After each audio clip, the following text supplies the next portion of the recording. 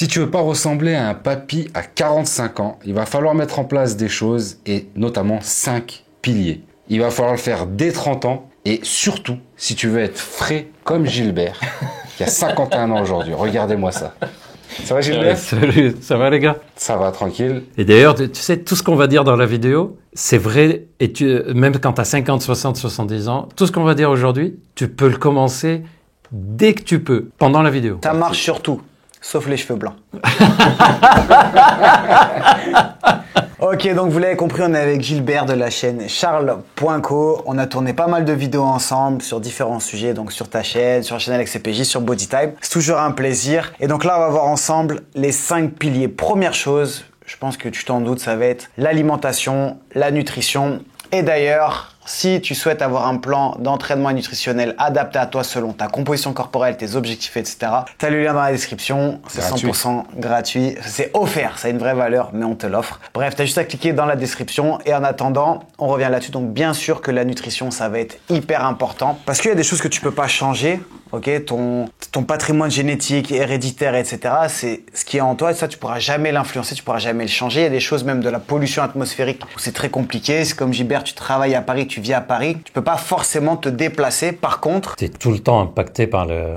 C'est ça, ce que tu respires, ce que tu bois, voilà, c'est ton environnement. Par contre, c'est vrai que l'alimentation, c'est ce que tu prends comme carburant, et ça peut avoir un réel impact. On dit souvent, je veux dire, l'alimentation, c'est ton premier médicament, donc mange de manière saine pour éviter le médecin, sinon tu devras manger des médicaments par la suite. Et je pense que bien souvent, on s'en rend compte trop tard, c'est les gens qui ont eu une mauvaise hygiène de vie qui par la suite en fait regrettent et se disent si j'avais su, j'aurais commencé plus tôt à m'y intéresser et tout. Donc pour faire des choses simples, déjà, je pense que tu le sais, mais il faut éviter tout ce qui va être transformé. Il faut revenir vraiment aux basiques. Et les basiques, c'est quoi? C'est bien sûr que tu peux manger de la protéine, que ce soit des animaux, poulet, du bœuf, etc., des poissons, et aussi bien sûr ce que tu peux trouver dans la nature, donc des fruits, des légumes, mais des choses qui ne sont pas transformées. Rien dans la nature n'arrive dans une barquette en aluminium à réchauffer au micro-ondes ou dans des sachets plastiques, etc., des barres chocolatées. Donc, il faut essayer de revenir à des choses beaucoup plus saines. Varie le plus possible au niveau des légumes, les couleurs, on en parle aussi dans une autre vidéo. Varier les couleurs, ça doit être l'arc-en-ciel au moins sur ta journée, et si tu peux pas égaliser sur ta journée, au moins sur 2-3 jours. Comme des M&M's mais en légumes. Voilà. Varier dans les M&M's aussi. Non, mais c'est vrai que sur une journée, des fois, c'est compliqué, mais sur plusieurs, allez, 2-3 jours, c'est bien de varier parce qu'en fait, chaque couleur d'aliment va un peu apporter aussi des nutriments qui vont être différents, et souvent par couleur, on va dire, ça va apporter un peu le même type. Donc, tu peux pas manger tous les jours, te dire, je veux bien manger, je veux manger que du poulet, du riz et des brocolis. T'es en carence. Si tu fais ça, il va te manquer énormément de choses. Donc, c'est important de varier. De la même manière, faut pas manger que un type de protéines. Tout n'a pas la même valeur. Le saumon va être intéressant, plus intéressant par exemple que le poulet parce que tu auras aussi des oméga 3, mais à l'inverse, le poulet va être plus intéressant sur d'autres facteurs, etc. Donc, c'est quand même important de varier, mais encore une fois, de repartir sur des aliments sains, non transformés. Autre chose aussi, bien sûr, on évite tous les pics glycémiques. Ça veut dire quoi? C'est la glycémie qui monte d'un coup parce qu'on a mangé quelque chose de très sucré, encore une fois, type un Snickers, un Mars, un Bounty, ce que tu veux, des céréales ou des choses qui, en fait, il y a une réaction très forte qui derrière fait une réaction, un pic d'insuline également. Donc, en plus, on a des fringales, on a tendance à faire ça sur toute la journée. On peut devenir résistant aussi à l'insuline. C'est comme ça qu'on peut développer des diabètes de type 2. Donc, c'est vraiment néfaste non seulement pour ta santé, mais en plus, t'as une mine, un teint qui va être moins beau, moins en forme. Regardez la forme qu'il a. La résistance à l'insuline, c'est un des facteurs de vieillissement précoce les plus dangereux en fait. Ça se ressent sur la peau. Ça se ressent sur la peau. Ça se ressent surtout sur tes articulations, sur la peau, sur ta façon de réfléchir. C'est vraiment ce que tu as évoqué là, le fait que d'avoir ces pics insuliniques et développer une résistance à l'insuline, c'est probablement le facteur qui va le plus provoquer un mauvais vieillissement en fait. Ok. Et dernière chose que je voulais dire sur la nutrition et après on enchaîne, aussi c'est de consommer un maximum d'aliments anti-inflammatoires, antioxydants, type vous pouvez saupoudrer d'épices, curcuma, etc., poivre noir. Et en fait, ça va vous aider aussi justement à limiter ce vieillissement et notamment de la peau. On produit beaucoup de radicaux libres, notamment à cause du sport, et c'est important, plus vous avez une activité aussi, de consommer des antioxydants. Le vieillissement oxyde et l'antioxydant fait l'effet inverse. Le vieillissement, c'est une sorte d'inflammation, oxydation qui s'installe. Ouais. En numéro 2, et encore une fois, ça va pas vous surprendre, ne vous inquiétez pas, les points suivants, vous les connaissez sûrement pas, mais bien sûr, très important. Et ce que je disais tout à l'heure, tu me dis si je me trompe Gilbert, pour moi, l'anti-vieillissement numéro 1, c'est la masse musculaire. Oui. Donc, faire du sport. Et alors, c'est comme ça qu'on mesure le vieillissement, c'est sur la perte de masse musculaire. Donc, faites de la musculation. Voilà, merci. Merci, au revoir. Voilà. Je pense que ça résume beaucoup de choses. C'est vrai, non mais 3 séances de muscu minimum par semaine, si possible avec de la résistance ou au poids du corps. On peut aussi faire des entraînements au poids du corps qui vont être efficaces et gérer la charge, essayer de monter progressivement les charges pour que votre corps s'adapte et que vous construisiez du muscle qui va vous faire vieillir moins vite, tout simplement. Bien sûr, le système cardiovasculaire aussi va jouer un rôle, donc faites du cardio. On a tendance, nous, à recommander aussi le cardio plutôt court, mais assez intense. Oui. Pour l'anti-vieillissement, parce que justement, les cardio longs, extrêmes, même si on va très long, etc., ce sont des choses qui sont traumatisantes et au contraire, faire un effort court et intense va vous aider à maintenir cette masse musculaire-là et bien sûr pas traumatiser votre organisme. D'ailleurs, cet effort court, intense, c'est ce qui protège aussi, prépare le cœur à une augmentation brutale ou intense de l'activité cardiaque. Et donc, ça prépare le cœur à des situations où il doit être dans cet état-là. Donc, ça diminue le risque de faire un infarctus au moment d'un effort ou au moment d'un stress. Et il doit être capable de redescendre très vite. C'est ça. Le fait d'habituer le cœur à faire une montée, une descente, le jour où tu as 50 ans et tu dois te dépêcher et marcher parce que tu es en retard pour prendre ton train, ou il y a quelqu'un qui t'appelle, il faut aller le voir avec un peu de stress, etc. Tu vas diminuer ton risque de faire un infarctus parce que ton cœur est déjà habitué à faire cette montée. Il a déjà débouché les tuyaux, quoi. Ils sont en état, ils sont prêts.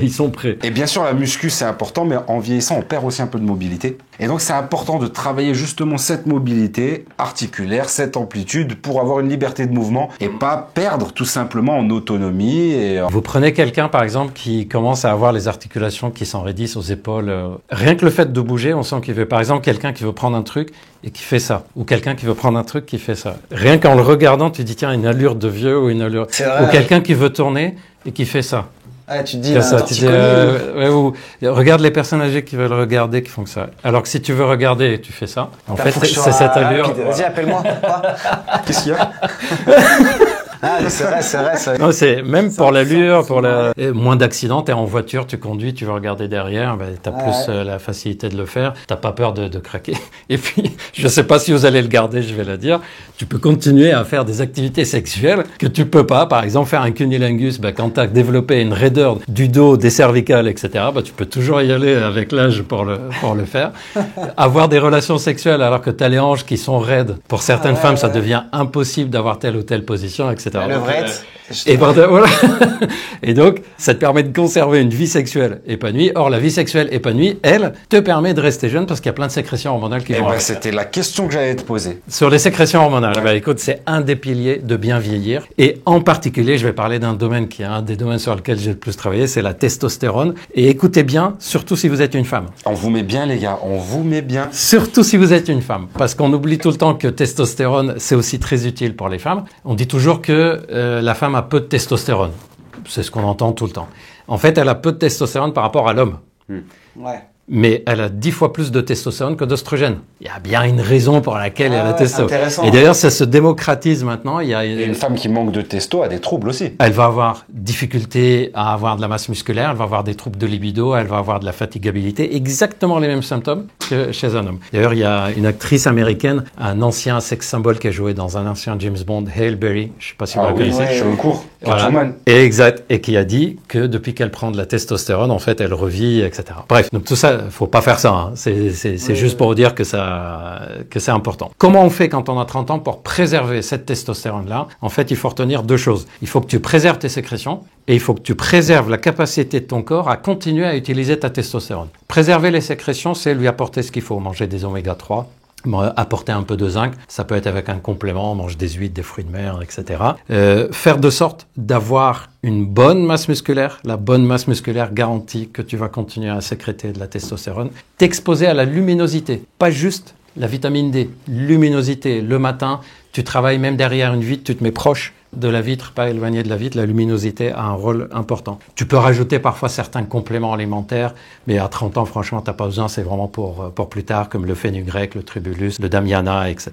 Et il faut aussi préserver la capacité de ton corps à utiliser la testo. Et ça, j'en vois beaucoup de personnes qui pensent être en manque de testo alors qu'ils sont jeunes. Par exemple, l'épuisement dans le sport. C'est-à-dire, tu dis, je vais faire tous les jours 2-3 heures, je vais y aller. En fait, ton corps, ok, il sécrète de la testo, mais à un moment, il va plus l'utiliser. Les produits industriels, ils te bloquent les récepteurs de la testo. Donc, ton corps pense qu'il en a. Donc, c'est blindé de phtalates, de perturbateurs endocriniens. Voilà. Et t'as beau sécréter de la testo, t'en as pas. Et il y a aussi le fait de préserver tes sécrétions de dopamine, parce que si tu n'en as pas assez, tu peux avoir le taux le plus élevé au monde de testostérone, tu auras tous les symptômes du déficit en testo. La dopamine, c'est ces neurotransmetteurs qu'on a qui fait qu'on a de l'énergie. C'est pas pour rien qu'on dit dopé. Tu as de l'élan.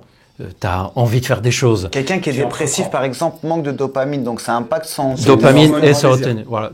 Quelqu'un de déprimé, mais s'il est en vraie déprime, il peut avoir la testo la plus élevée au monde. Son corps, il ne produit plus de testo s'il n'arrive plus à le capter, quoi. C'est ça. Et c'est pour ça, par exemple, dans quel cas on va être en déficit en dopamine, c'est pas forcément du stress, contrairement à ce qu'on pense. C'est l'accumulation de choses qu'on a dû gérer. J'ai dû gérer plusieurs responsabilités. J'ai dû gérer des situations d'émotion. J'ai eu un décès, c'est pas grave, je m'en suis remis 1 an plus tard. J'ai eu des problèmes pro, c'est pas grave, je m'en suis remis 1 an plus tard, j'ai eu ça. En fait, tout ça, ça m'a demandé d'aller chercher dans mes réserves de dopamine. Ou je me suis mis trop la pression pour faire tel entraînement, j'ai pas pris de temps de repos pour moi, etc. Et est-ce que les petits shots de dopamine que les gars vont pouvoir retrouver dans le porno ou dans la consommation de vidéos très... Celui-là, il est malheureusement plus destructeur que productif. Le meilleur shot de dopamine que je vous conseille, c'est de faire quelque chose que vous kiffez. Faire quelque chose que vous kiffez qui n'est pas addictif, si je veux être plus précis. Par exemple, dans le porno, c'est un côté très addictif qui s'installe. Addictif, et il n'y a pas ce côté travail et récompense. Ouais, c'est ça que je voulais dire. Ça se passe à rien, c'est du plaisir gratos. Ouais, voilà. C'est-à-dire que la dopamine a un effet bénéfique quand elle vient en réponse, enfin c'est une récompense à un effort. Et surtout, le porno, il va finir par l'épuiser en fait, cette dopamine. C'est-à-dire, ok, tu l'as sur le moment, puis après, hop, plus rien. Comme un peu les jeux vidéo. Exact. Alors que tu as d'autres activités qui vont l'améliorer. Le sport, il va l'améliorer, mais pas au point d'aller jusqu'à l'épuisement. Le fait de voir des gens que tu aimes. Il y a un truc dont on parle peu qui marche très bien aussi sur la testo, c'est d'avoir de l'affection. Toi en donner et en recevoir. Parce que c'est l'hormone du câlin, l'ocytocine, est-ce qu'elle a... Parce qu'il y a l'ocytocine qui va être là, et parce qu'aussi, il y a quelque chose dans notre corps qui fait que l'affection est tout aussi vitale que le reste. Il y a des tests qui ont été faits. Tu prives quelqu'un de sommeil, de nourriture, d'eau et d'affection. Et en fait, tu vas pratiquement avoir les mêmes conséquences à la longue. Personne ne peut vivre sans. Donc, faites la nutrition, faites le sport, faites les conseils. J'ai fait plein de vidéos sur ma chaîne pour dire comment on booste naturellement notre testostérone et surtout, permettez à votre corps de l'utiliser. Faites de sorte d'être vous-même dans le bon état pour l'utiliser. Tu peux être bourré de testostérone. Si sur le plan affectif, il se passe rien, ben en fait, ta testo, elle va pas te servir à grand-chose. Et il y a un point qui aide beaucoup à préserver la sécrétion et l'utilisation de la testostérone que j'ai volontairement pas cité parce que c'est un point à part. C'est sommeil, sommeil, sommeil. Et quand on dit sommeil, c'est en bonne quantité et de bonne qualité. Comment on sait qu'on a bien dormi? Le matin, on se réveille, on n'est pas crevé. Sans réveil? Sans réveil. D'ailleurs, si vous voulez faire un test pour voir si votre sommeil nécessite d'être rééquilibré, regardez comment vous êtes plutôt en deuxième partie de la journée, à partir de 13, 14, 15 heures. Si vous sentez que systématiquement vous commencez à piquer du nez, c'est que votre sommeil n'était pas de super bonne qualité en fait. Sinon, vous devriez tenir comme ça la journée. Et il y a 2 règles simples que je vous donne pour le sommeil, pour le côté vieillissement. Essayez de vous réveiller tous les matins à peu près à la même heure, y compris jour de repos, jour de vacances, etc. À chaque fois que vous voulez régler votre sommeil, vous faites une cure ou pendant des semaines, vous vous réveillez tous les matins à la même heure. Et le soir, vous allez vous coucher, pas quand vous êtes fatigué, quand vous sentez les signes du sommeil. Et il faut apprendre à les repérer. La fatigue, tout le monde sait ce que c'est. Les signes du sommeil sont précis. Je n'arrive plus à regarder, j'arrive plus à suivre ce qui se passe. J'ai les paupières qui commencent à être lourdes, un petit frisson, je bâille. Tout ça, c'est des signaux que ton cerveau est en train de t'envoyer pour dire « va te coucher, va te coucher ». Tu dis pas « je vais finir le film ». Tu dis pas « je vais finir la discussion ».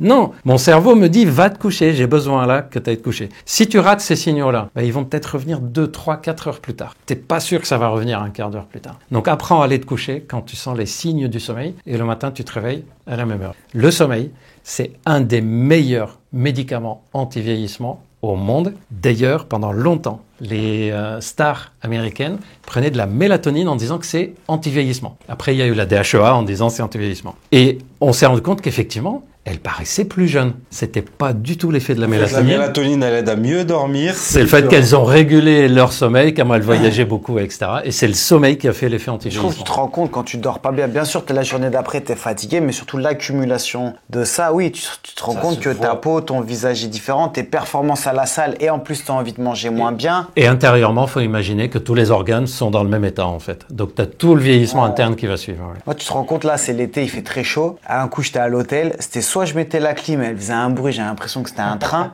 Soit je la coupais et j'avais chaud, bah tu dors très mal parce que t'as chaud, t'as l'impression que t'arrives pas à tomber en phase de sommeil profond parce que t'as besoin que ta température corporelle baisse et elle y arrive pas parce qu'il fait trop chaud. Et quand tu mets un bruit, c'est comme si ton cerveau, comme les animaux qui dorment d'un hémisphère sur deux, parce qu'en fait tu restes un peu alerte, tu te réveilles et tu te dis j'ai pas dormi en fait, j'ai somnolé. Il y a des personnes, c'est l'inverse, ils ont besoin d'un petit bruit pour dormir. Des personnes, par exemple, qui vivent en ville, il y en a qui disent « je vais à la campagne, c'est flippant de pas entendre un bruit ». En fait, si vous avez remarqué, je vous ai pas dit « buvez pas de café après 15 heures, éteignez la lumière, etc. » Parce que ça, ce que je vous conseille par rapport à ça, c'est de regarder ce qui marche pour vous et de le faire. Si vous vous endormez en écoutant une émission radio ou un podcast, endormez-vous en faisant ça. Si vous remarquez que vous dormez mieux en laissant une petite lumière, bah laissez une petite lumière. Si c'est en mettant des boules caisses, bah mettez des boules caisses. Testez et prenez ce qui marche pour vous. Mais on est d'accord, vaut mieux écouter, mais pas spécialement regarder les écrans bleus. Les écrans, oui, parce qu'en fait, les lumières bleues fracassent la mélatonine. Et d'ailleurs, de nos jours, on est quasiment 2-3 fois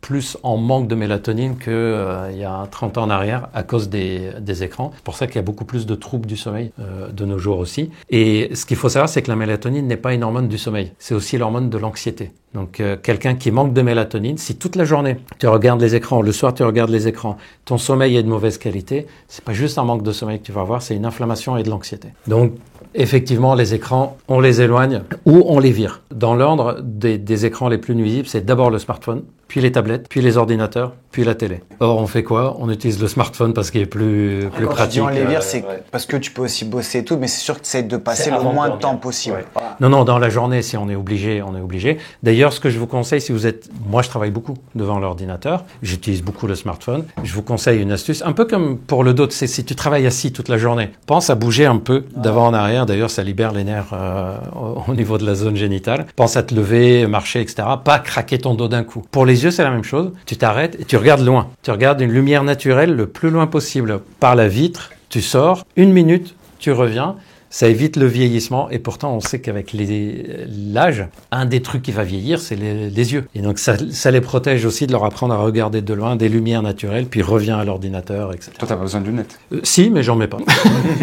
Là, je vous reconnais à la voix.